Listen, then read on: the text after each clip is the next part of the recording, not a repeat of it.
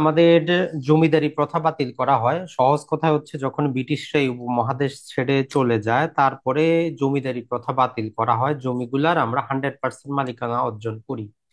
এই যে আমরা 100% মালিকানা অর্জন করলাম, এর জন্য একটা খতিয়ান প্রস্তুত করা হয়েছে, যেটাকে আমরা বলি যে এসে খতিয়ান। এই যে আমাদের SAT অ্যাক্ট, এটার মাধ্যমেই ওই খতিয়ানটা প্রস্তুত করা হয়েছে। তো সেটাই হচ্ছে আমাদের কি এসে খতিয়ান, যেটা 1956 থেকে নিয়ে 1963 সাল পর্যন্ত তৈরি করা হয়েছে। তো যেটার উপর অলরেডি আমাদের ক্লাস আছে খতিয়ান পরিচিতিতে, সেই ক্লাসে আমরা বিস্তারিত আলোচনা করেছি, সেটা সেখান থেকে দেখে নেবেন। তো আজকের আলোচনাতে আমরা যাই, এর ভিতরে যাওয়ার পূর্বে আর যে কথাটি আমরা বলে নিব, আইনটা যদি কেউ বাংলায় পড়তে চান, টোটাল আইনটা তার পিডিএফটা আমরা দিয়ে দিব, মোটামুটি 100 পাতার উপরে, প্লাস ইংরেজিতেও দেওয়া আছে। তো আইনের ম্যাক্সিমাম অংশ আমাদের কোনো কাজের না। সেই 1950 সালে কিভাবে ক্ষতিপূরণ দেওয়া হবে, কিভাবে মালিকানা দেওয়া হবে, এই রিলেটেড আইনের কথাবার্তা কিন্তু সেখানে আছে। শুধু বর্তমানে আমাদের নামজারি, আমাদের খাজনা খারিজ, আমাদের অগ্রকয়, এই রিলেটেড আমাদের কিছু অধ্যায় আছে যেগুলো আমাদের জন্য গুরুত্বপূর্ণ। তো আশা করি আমরা যদি জাস্ট গুরুত্বপূর্ণ জিনিসটা 1-2 বার করে শুনি, তাতে আমাদের মুখস্থ হয়ে যাবে, আমরা জানতে পারবো যে এই আইনের মধ্যে আমাদের এই প্রতিকারটা দেওয়া আছে।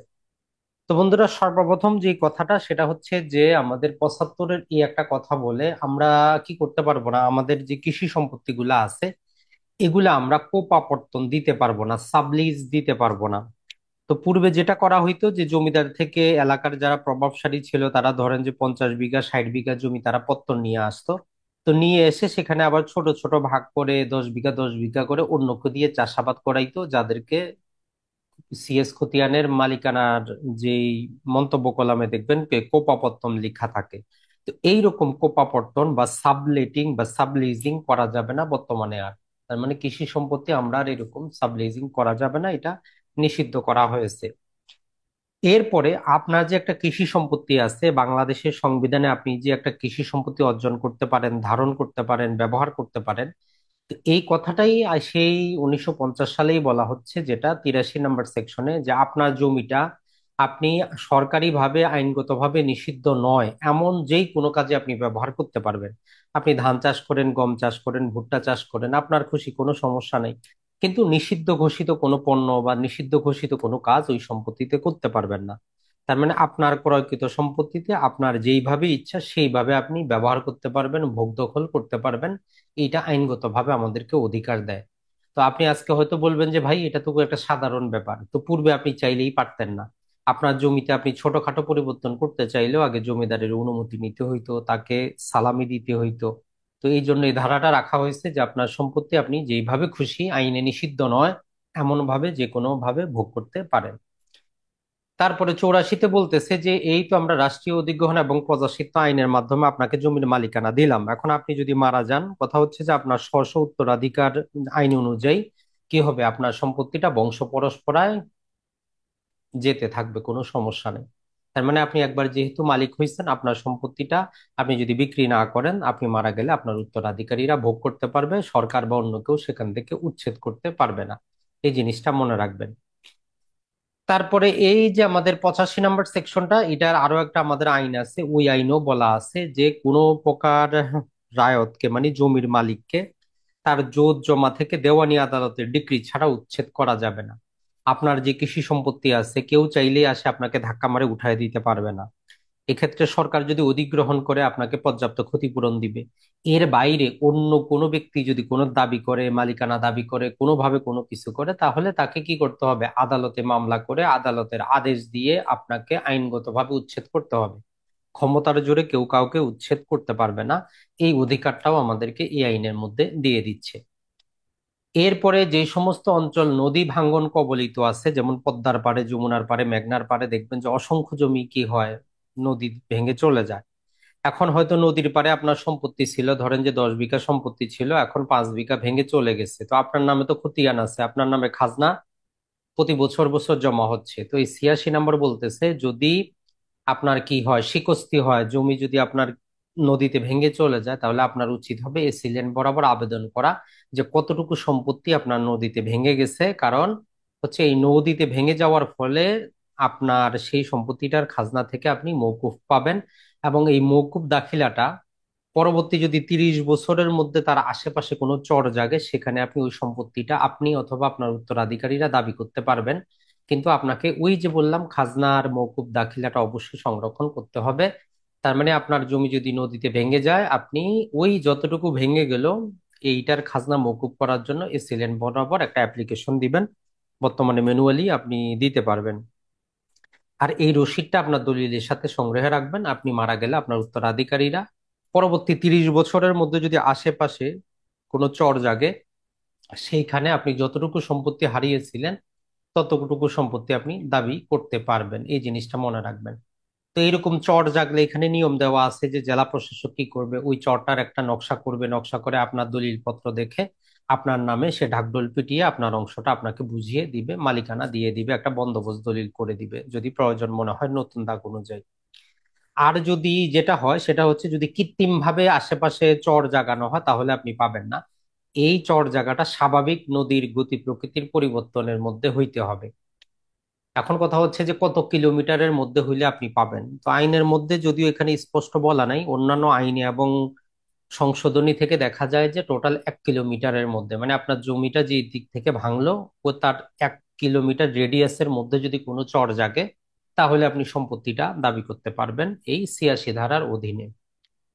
এখন আসি যেটা, সেটা হচ্ছে যে যদি পয়স্তি হয়, শিকস্তি এবং পয়স্তি দুটা জিনিস। শিকস্তি মানে হচ্ছে যে আপনার জমি নদীতে ভেঙে চলে গেল, আর পয়স্তি মানে হচ্ছে যদি সেখানে চর জাগে। দেখবেন যে পদ্মার বুকে যমুনা ব্রিজের ছাইটেও দেখবেন যে অসংখ্য বালু দিয়ে সেখানে গাছগাছালি হয়ে যাচ্ছে, তার মানে এগুলো একটা চর হচ্ছে। এই চরের জমি মালিকানা কার? তো মূল কথা হচ্ছে যে চরের জমি 100% সরকারি মালিকানায় যাবে, এটা খাস সম্পত্তির অন্তর্ভুক্ত হবে, এখানে কারো কোনো দাবি থাকবে না। তাহলে চরের জমির মালিকানা কার? সরকারের। এই জিনিসটা মনে রাখবেন।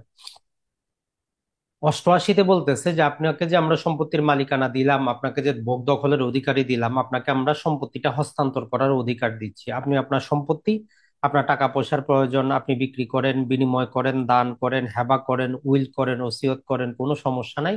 আপনি আপনার জোত জমা মানে আপনার যে ওনারশিপটা আপনি ট্রান্সফার করতে পারবেন, আইনগত এই ক্ষমতাটা দেওয়া হচ্ছে। তবে তারপরের সেকশনে যেটা বলতেছে, 89 সেকশনে বলতেছে যে যখন আপনি এরকম একটা জোত জমা হস্তান্তর করবেন, তখন ওই জোতে যদি আরো কোনো মালিক থাকে, একটা খতিয়ানে 3 জন 4 জন 5 জন মালিক থাকে, তাইলে সবাই আর বরাবর একটা করে নোটিশ দিতে হবে। যেটা বর্তমানেও দেখবেন যে আপনি যদি দলিল রেজিস্ট্রেশন করতে যান, যদি ওই আপনার খতিয়ানে রেকর্ডীয় মালিক একাধিক থাকে, তাহলে যতজন মালিক থাকে সবার নামে এই 89 ধারার অধীনে কি করা হয়, একটা নোটিশ দেওয়া হয় যে এই সম্পত্তিটা এই মালিক হস্তান্তর করতেছে। তো এইটা করার মেইন উদ্দেশ্যটা ছিল যেটা অগ্রকয়কে কি করা হয়, অগ্রকয়ের মামলা যাতে বেশি না হয় বা সবাই যাতে জানতে পারে এই জন্য। তবে বর্তমানে অগ্রকয়টাকে অনেক সীমিত করা হয়েছে, এটাও আমাদের বুঝতে হবে। তবে 89 ধারায় এখনো একাধিক রেকর্ডীয় মালিক হইলে প্রতিটা মালিক বরাবর রেজিস্টার্ড ডাকযোগে একটা করে চিঠি পাঠানো হয়। তো এই জিনিসগুলো হচ্ছে আমাদের বেসিক বেসিক জিনিস, তবে আমাদের জন্য কিন্তু খুব গুরুত্বপূর্ণ। এরপরে যদি আমরা দেখি যে কেন আমাদের সম্পত্তিগুলা খাস হয়, একটা সম্পত্তি খাস হওয়ার কি কি কারণ আছে। তো 92 নাম্বার ধারা, এটা মনে রাখবেন, এটা খুবই গুরুত্বপূর্ণ। সেটা হচ্ছে যে ধরেন যদি কোনো ব্যক্তি মারা গেল, তার যদি কোনো উত্তরাধিকারী না থাকে, সেটা মুসলিম হোক, হিন্দু হোক, বৌদ্ধ হোক, যাই হোক, তো যদি কোনো ব্যক্তি মারা যায় তার যদি কোনো উত্তরাধিকারী খুঁজে যদি না পাওয়া যায়, তাহলে দিন শেষে ওই সম্পত্তিটা সরকারের 1 নম্বর খাস খতিয়ানভুক্ত হবে 92 ধারার ক্ষমতা বলে। এরপরে কেউ যদি তার সম্পত্তিটা সরকারের অনুকূলে কি করতে চায়, সে দিয়ে দিতে চায়। অনেক আছে দেখবেন যে দানশীল ব্যক্তি, তাদের মন চায় যে সম্পত্তি কাউরে দিবে না, জনকল্যাণের জন্য অথবা সরকারের কাছে সে দিয়ে দিবে। এরকম কেউ যদি তার সম্পত্তিটা সরকারের কাছে দিয়ে দেয়, তাহলে এই সরকারের অনুকূলে সম্পত্তি করলে সেটাও খাস খতিয়ানভুক্ত হবে। আর দুটা জিনিস বলা হচ্ছে, সেটা হচ্ছে টানা 3 বছর যদি আপনি চাষাবাদ না করেন এবং যদি খাজনা প্রদান না করেন।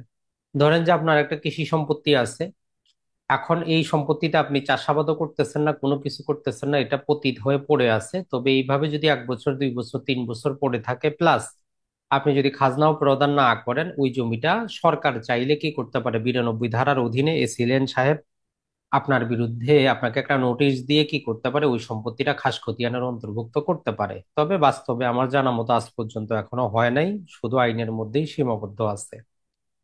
তারপরে যেটা 4 নম্বরে যেটা বলতেছে আমাদের, সেটা হচ্ছে যে কেউ মারা গেল বা আপনি সেই উত্তরাধিকারী সূত্রে সম্পত্তি পাইলেন, এখন পাওয়ার পরে টানা 5 বছর আপনি সেখানে চাষাবাদ করতেছেন না, এরকম যদি হয় তাহলে আপনার সম্পত্তিটা খাস সম্পত্তির অন্তর্ভুক্ত হইতে পারে। এটা ছাড়া আমরা যে আমাদের ভূমি সংস্কার আইনের মধ্যে এটাও পাবো, যদি আপনার 60 বিঘার বেশি সম্পত্তি থাকে তাহলে ওই অতিরিক্ত সম্পত্তি কি খাস খতিয়ানভুক্ত হয়ে যাবে, যদি জানতে পারে। যেহেতু এখন অনলাইন কোনো সিস্টেম নাই, ওই জন্য আসলে একজন ব্যক্তি কত বিঘার মালিক সেটা জানা যায় না। তাহলে এই যে কয়েকটা কারণ বললাম, এই কারণবশত মূলত সম্পত্তিগুলা খাস খতিয়ানভুক্ত হয়, মানে 1 নম্বর খতিয়ানভুক্ত হয়। যেমন আমাদের চলাচলের রাস্তাগুলা খাস, যত প্রকার নদী আছে সবগুলা খাস। এটা ছাড়া কৃষি অকৃষি উভয় প্রকার জমি আছে যেগুলা সরকারের খাস খতিয়ানভুক্ত। এসএ রেকর্ড থেকে মনে রাখবেন, এই এসএ রেকর্ডের 1 নম্বর খতিয়ান হচ্ছে খাস খতিয়ান। এর পরবর্তী যত রেকর্ড আসতেছে, বিএস বিআরএস অথবা নতুন যত নামেই রেকর্ড আসুক, 1 নম্বর খতিয়ানের মধ্যে সরকারের খাস জমি থাকে যেগুলা জেলা প্রশাসকের নামে রেজিস্টার, সেগুলা নিবন্ধিত থাকে। তাহলে খাস খতিয়ান সবসময় ওই জেলার জেলা প্রশাসকের নামে থাকে। উত্তরাধিকারী না থাকলে, সরকারের অনুকূলে কেউ জমি দিয়ে দিলে, টানা 3 বছর চাষাবাদ না করে খাজনাও প্রদান না করলে, আর উত্তরাধিকারী জমি হইলে 5 বছর চাষাবাদ না করলে, প্লাস 60 বিঘার বেশি সম্পত্তি থাকলে সেই সম্পত্তিটা 92 ধারার অধীনে খাস হইতে পারে। এরপরে আসি আমরা এখানে 95 ধারা, আমরা এক প্রকারের কনসেপ্ট পাবো, সেটা হচ্ছে যে খাই খালাসি বন্ধক বলে এক প্রকারের বন্ধক আছে। তো আমাদের আমরা যখন আরেকটা আইন পড়বো, সম্পত্তি হস্তান্তর আইনে, মোটামুটি আমাদের সেখানে কয়েক প্রকারের বন্ধক রিলেটেড কথাবার্তা আছে। তো বাস্তবে আমরা শুধু এখন বন্ধকি বলতে দুইটাই বুঝি আমার অঞ্চলে বা উত্তরাঞ্চলে। যেটা আমরা বুঝি, একটাতে হচ্ছে যে আপনি ব্যাংকের থেকে লোন নিলেন, ব্যাংক বরাবর আপনি দলিলটা মর্টগেজ করে দিলেন, এটা একটা বন্ধক আমরা বুঝি। আরেকটা যে বন্ধক হয়, সেই বন্ধকটা নর্মালি মৌখিক হয়, যে আমার হয়তো 1 বিঘা জমি আছে, আমার 2 লাখ টাকা দরকার, 3 লাখ টাকা দরকার, আপনার কাছ থেকে টাকা নিলাম, নিয়ে সম্পত্তিটা আপনি খাচ্ছেন, এইটা এক প্রকারের বন্ধক। তবে আইনে এইরকম শুধু ওই ব্যাংক বরাবর বন্ধকটাকে আইনগতভাবে বৈধ। আমরা যে এই যে মৌখিকভাবে টাকা নিচ্ছি এইরকম বন্ধক কিন্তু বৈধ না। আইনের দ্বিতীয় এক প্রকারের বন্ধক হচ্ছে ইউসুফেকচারি মর্গেজ বা এই খাই খালাসি বন্ধক। এটার মূল কনসেপ্টটা মোটামুটি ইসলামিক ধারার মতো। ইসলামে এই বন্ধকটাকে কি করে, ইসলামী ভাবে বৈধ মনে করে। যেমন ধরেন যে আমার 1 বিঘা সম্পত্তি আছে, এই 1 বিঘা হচ্ছে সম্পত্তি। এখন এই 1 বিঘা সম্পত্তি যেই জিনিসটা বলতেছে, যে এই 1 বিঘা সম্পত্তি আমি যদি খাই খালাসি বন্ধকে দিতে চাই তাহলে কিভাবে হবে। যেমন ধরেন যে আমার কাছ থেকে আপনি কি করলেন, এই সম্পত্তিটা খাই খালাসি বন্ধককে নিলেন। তো আইন বলতেছে ম্যাক্সিমাম এই খাই খালাসি বন্ধকের মেয়াদ হইতে পারে 7 বছর। এটা আগে মনে রাখবেন, ম্যাক্সিমাম এই খাই খালাসি বন্ধকি মেয়াদ হইতে পারে 7 বছর। এখন এইখানে কনসেপ্ট যেটা, সেটা হচ্ছে যে আমার টাকার প্রয়োজন, ধরেন আপনার কাছ থেকে আমি 50,000 টাকা নিলাম। এই 50,000 টাকার বিনিময়ে আমার সম্পত্তিটা আমি আপনাকে চাষাবাদ করার জন্য দিলাম খাই খালাসি বন্ধক হিসাবে। মূল কনসেপ্ট হচ্ছে এই 7 বছর আপনি এই সম্পত্তিটা চাষাবাদ করে যে ইনকামটা করবেন, যাতে ওই ইনকামের মধ্যে আমার এই 50,000 টাকা পরিশোধিত হয়ে যায়। 7 বছর পরে আমি আপনার 1 টাকাও দিব না, আমার সম্পত্তি আমাকে আপনি ফেরত দিবেন। এইটা হচ্ছে খাই খালাসি বন্ধকের মূল কনসেপ্ট। যে যদি কোনো ব্যক্তি অপর কোনো ব্যক্তির কাছে খাই খালাসি বন্ধক দেয়, এর মানে হচ্ছে কি, ওই জমিটা চাষাবাদ করে সে যে টাকা পয়সা লাভ করবে তার থেকে ওই মূল টাকাটা কর্তন হয়ে যাবে। আর বর্তমানে আমরা যেমন ধরেন যে 2 লাখ টাকা আমি নেই, 2 লাখ টাকা নেওয়ার পর 5 বছর পরে যখন আপনাকে 2 লাখ টাকা দিব তখনই আপনি কিন্তু জমি ছেড়ে দিবেন। কিন্তু খাই খালাসি বন্ধকের কথা হচ্ছে আপনি যে ওই জমিটা 7 বছর যাবত খাচ্ছেন, সেখান থেকে যে প্রতি বছর আপনি লাভ করতেছেন, তো সেই টাকার মাধ্যমে এই বন্ধকিটা অটোমেটিক কি হয়ে যাবে, পরিশোধিত হয়ে যাবে, আপনাকে আর টাকা পয়সা দিতে হবে না। তো এইটা মোটামুটি যদি দেখি, যে আমাদের অঞ্চলে কিছু কিছু জায়গায় আমরা দেখি যেমন কেমন হয়, তারা যেটা বলে যে 7 বছরের জায়গায় তারা 10 বছরের খাই খালাসি বন্ধক নিয়ে নেয়, যে 10 বছরের জমিটা ওই ব্যক্তি খাবে, এর বিনিময়ে এককালীন ধরেন যে 2 লাখ টাকা দিয়ে দিল, এই 2 লাখ টাকা একসাথে দিয়ে দিল। তো দিয়ে দেওয়ার পর কেটা হবে, যে এই 10 বছর সে চাষাবাদ করবে, চাষাবাদ করবে, খাবে, সবকিছু করবে, ওই 2 লাখ টাকা 10 বছরে অটোমেটিক পরিশোধ হয়ে যাবে, কেউ কাউকে আর টাকা পয়সা দিবে না। 10 বছর পরে অটোমেটিক এই সম্পত্তিটা, যিনি সম্পত্তির মালিক, তার কাছে ফেরত আসবে। আর আমাদের খাই খালাসি বন্ধকটা ইসলামিক এই জন্যই, যেহেতু এখানে ওই সম্পত্তিটা চাষাবাদ করে যে লাভ্যাংশটা পাওয়া যাচ্ছে, সেইটা থেকে কিছু কিছু টাকা আসে, মূল টাকাটা পরিশোধ হচ্ছে। তো এইটা হচ্ছে আমাদের খাই খালাসি বন্ধক, ইউচু ফ্যাকচারি মর্গেজ বা বন্ধক বলা হয়। আপনার অঞ্চলে থাকলে বলতে পারেন।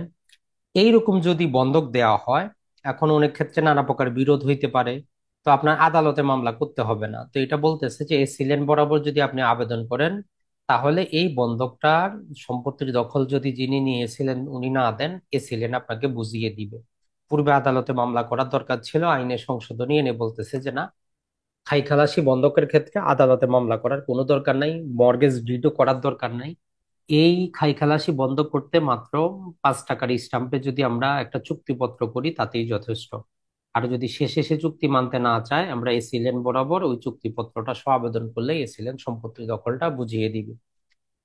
এখন আসি আমরা আমাদের খাজনা খারিজ রিলেটেড। আমরা জানি একটা জিনিস মনে রাখবেন, এই আইনে এখনো বাংলা বছর হিসাবে খাজনার কথা বলা আছে, কিন্তু ভূমি উন্নয়ন কর আইন বলে একটা আইন আছে, ওই আইনে আমরা এখন অর্থ বছর হিসাবে আমাদেরকে খাজনা দিতে হয়।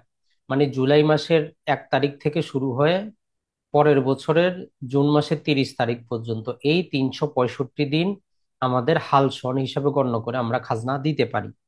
অর্থাৎ ইংরেজি অর্থ বছর অনুযায়ী হয়, বাংলা বছর হিসাবে আর খাজনা নেওয়া হয় না। এখন ধরেন যে আপনার যত বছর বাকি থাকবে তত বছরের সাথে এই 6.25% হিসাবে সুদ যুক্ত হবে। তবে এই সুদটা কিন্তু সরল সুদ না, এটা মোটামুটি বলতে গেলে যে চক্রবৃদ্ধি হারে কিন্তু এই সুদটা বৃদ্ধি পায়। এই জন্য দেখবেন যে আপনার 10-12 বছরে যদি মাত্র 20 টাকাও কি থাকে, খাজনা বকেয়া থাকে, দেখা যায় যে 500, 1000, 10,000 টাকা হয়ে যায়। এর মূল কারণটা হচ্ছে ওই যে যেই সুদ আছে ওইটা মূলের সাথে যুক্ত হয়ে চক্রবৃদ্ধি হারে আমাদের সুদ বৃদ্ধি পায়। তাহলে 140 নম্বর সেকশনের দ্বারা আপনি বুঝবেন, এবং এই একই কথাটা আমাদের নতুন ভূমি উন্নয়ন করা আইনেও বলা আছে যে 6.25% হিসাবে বকেয়া যত বছর থাকবে তত বছরের খাজনা সুদ আমাদেরকে দিতে হবে। তো এই আইনের মধ্যে এখনো 142 নম্বর একটা ধারায় বলতেছে যে 3 বছরের অধিক যে সমস্ত খাজনা বকেয়া আছে এইগুলা তামাদি দোষে বারিত হয়ে যায়। মানে হচ্ছে যে সরকার তার দাবি যথাযথ সময় আসে নাই, আপনি না দিলেও কিন্তু চলতো। কিন্তু এখন নতুন আমাদের যে আইনটা করা হয়েছে ওই আইনে বলতেছে যে না, সরকারের এই ভূমি উন্নয়ন কর বা খাজনা কোনোদিন তামাদি হবে না, সরকার 100 বছর পরেও কি করতে পারবে, দাবি করতে পারবে।